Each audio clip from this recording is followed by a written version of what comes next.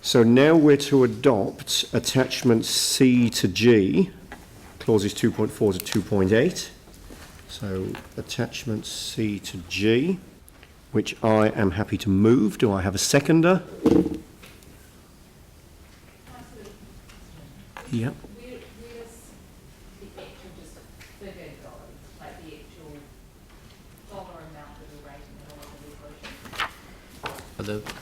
I think that's the last recommendation about striking a rate. So that's, you set the rate, that's the last clause. So we've got adopting the attachments, adopting the annual plan, authorising the Chief Financial Officer, authorising to borrow, and setting a rate. So yours will be setting a rate. It doesn't. So that, no, it doesn't. No. But and this is where I talked earlier about the technical rates information here, all these rates decimals, they accumulate into the 4.79. So these are the formal resolutions that you need to pass from a statutory point of view so that we can strike the rates.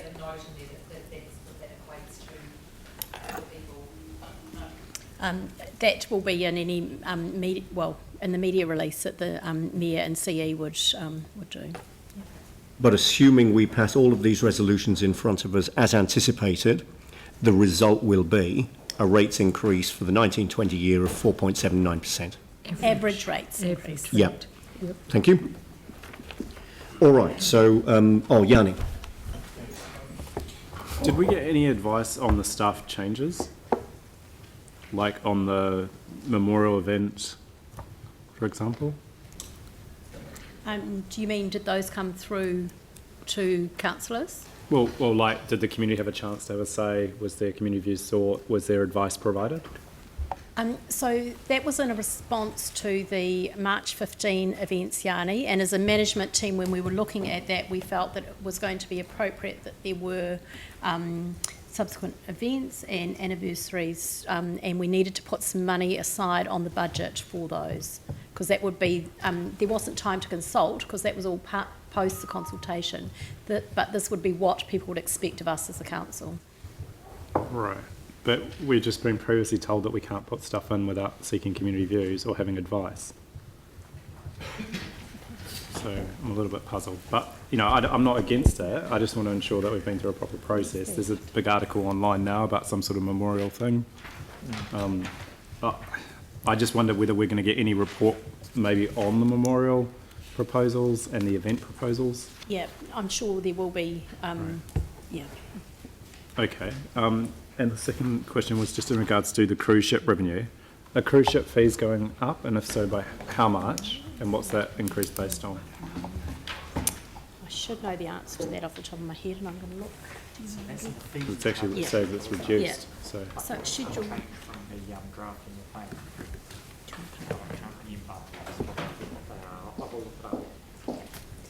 So there's no change signalled in that from what was in the draft annual plan. So the schedule that you have in front of you has got the changes that we're signalling post the draft annual plan.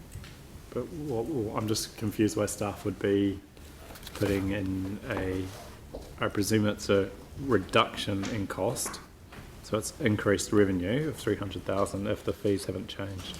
I think it's probably volume related. Yeah, it's volume related, Yanni. All right. Yeah. So are we able to put in the fees and charges, which we haven't discussed yet, are we able to increase that as per the submissions?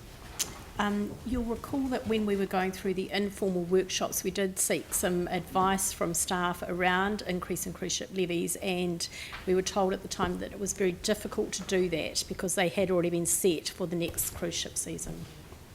If that would have been going to happen in this meeting, I would have expected that an amendment would have been signalled that then would have been advised on and we could have debated it. No such amendment has been put forward, and we're beyond the part of the meeting where we're considering amendments now. Any further questions? Dion.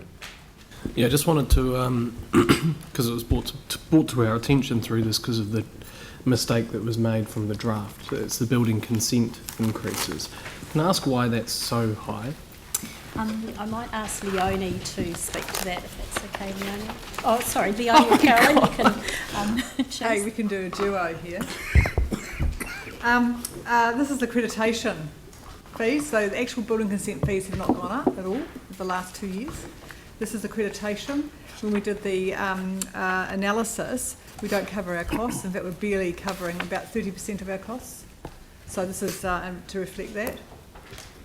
The accreditation fees have gone up. So that's an external cost to the council. Yeah. Well, no, it comes in internally. We're able to do that to maintain accreditation. It pays for training for the team that set our processes and policies and so forth. So does this now recover the costs, or is it still behind? Sorry? Does this now recover the costs that you think? No. It doesn't. No, we do recover some through fees, other forms of fees as well, but ours is definitely lower than other councils. Rightio. And just on the percentages of increases of a lot of the charges in these attachments, what are they pegged at, and why are they not, say, pegged at what would, we're increasing rates by 4.7 or whatever it is? Why do we not tag the increase in fees to sort of better reflect the overall costs? Because a lot of the fees are only 2 or 3% or 0.1%. So the way these fees is each business owner sets the fees, and they base them looking at what the inflation is, what the costs associated with running that facility, and also I'm sure they do take into account affordability of what people can afford to pay, because a lot of these are for community facilities, and we do like to try and keep the costs as low as possible. You could say the same about rates as well. Thank you. Further questions? Glenn. Yeah, thank you, Andrew. I wonder whether before we sign off on the fees and charges, we could have a staff member or members to speak to the proposed increases to the traffic management costs for events in the city. They're quite a substantial increase, and they're on something which a lot of organisations can't afford anyway. So I have brought this up in other avenues, such as the standing committee a couple of weeks ago, but it'd be good to get a response on that now. But I recognise the appropriate staff member probably isn't here. All right, thank you. We'll take that as a request. Richard, is that something you can help with? Yeah.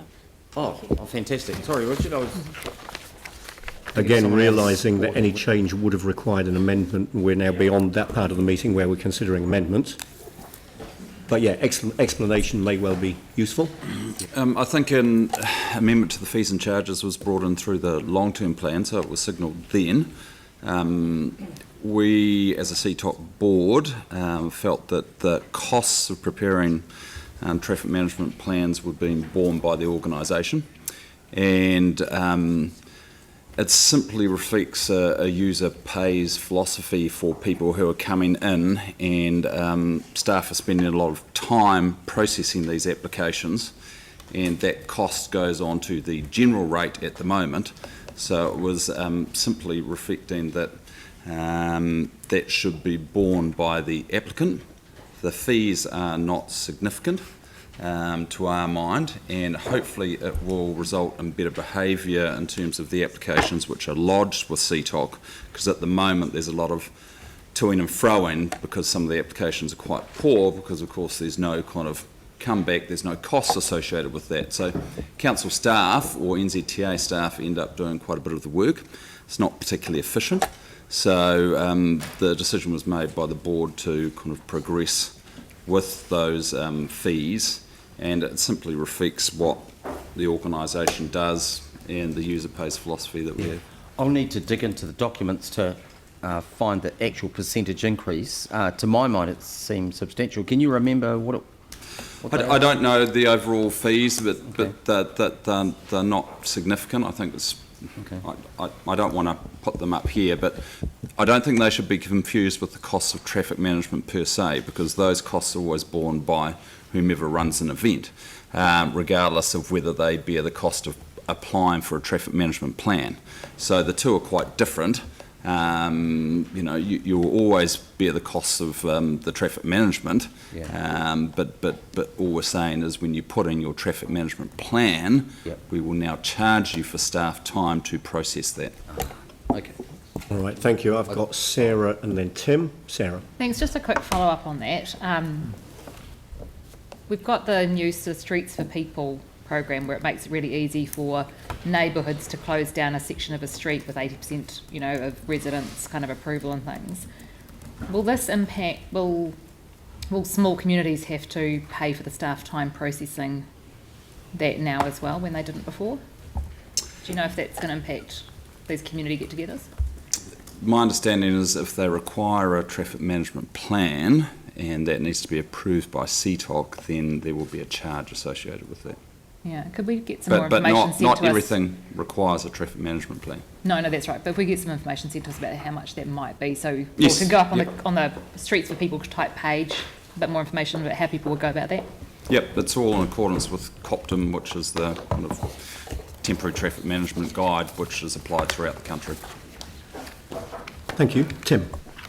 This isn't the place for it really, but I think we do need to get down to it because they are connected totally, because the rules that are set are enforced by CTOC and the council, and the level of that can be debated by the deliverer and the designer. So I do think it needs to be a bit of a discussion and a better understanding, because we certainly, I know just from these two that we are getting feedback from the organisations that come to us as a council for more funding to cover the increased costs of traffic management when the event technically hasn't changed. Perhaps we can bring a briefing to the ITI committee on it.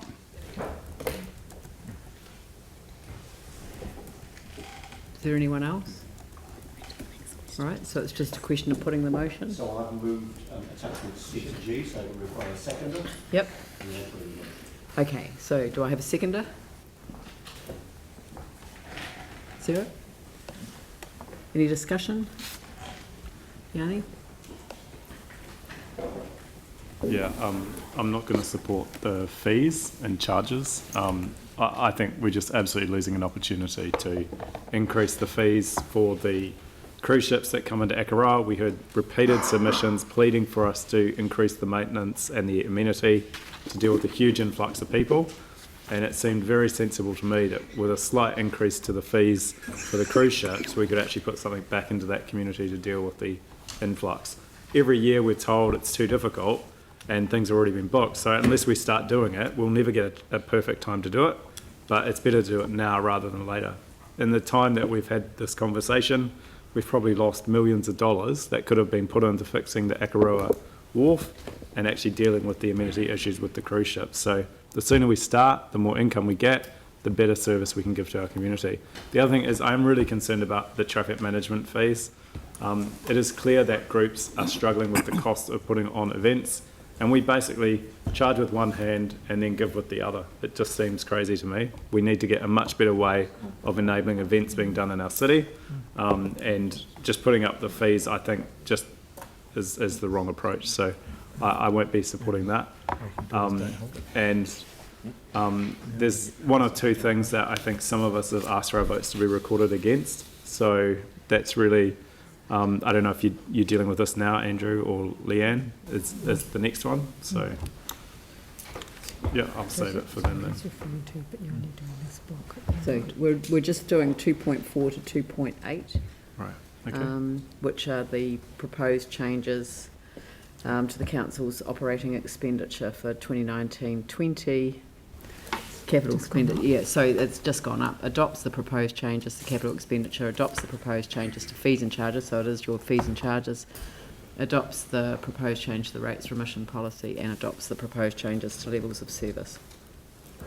So you want me to put 2.6 separately? Yep. Is there any other discussion? All right.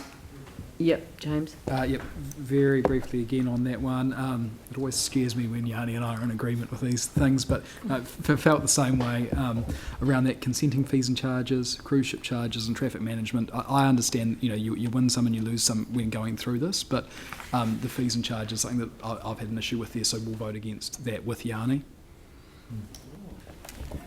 Yep. All right. Andrew?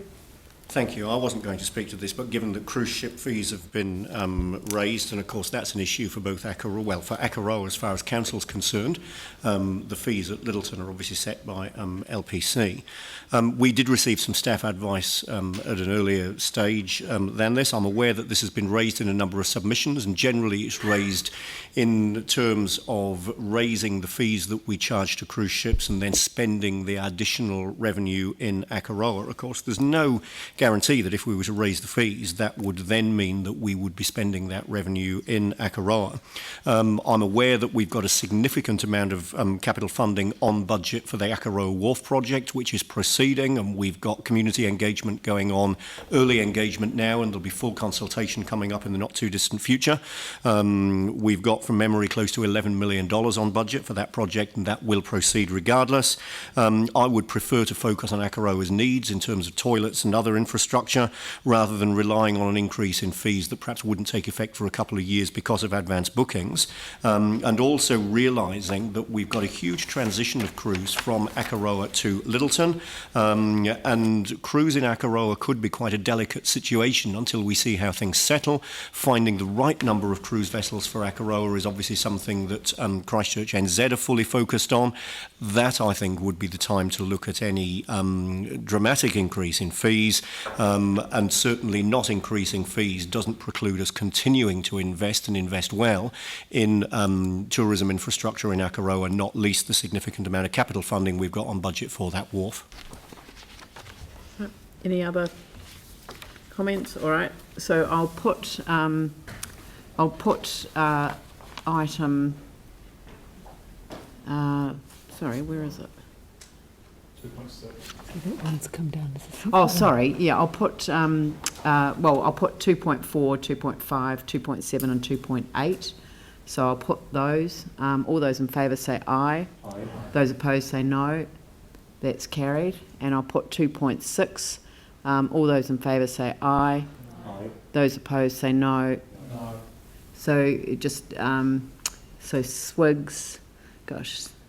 Swiggs, Scandrett, Johansson, Davidson and Goff.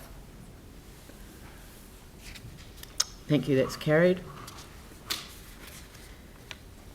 And now we move on to the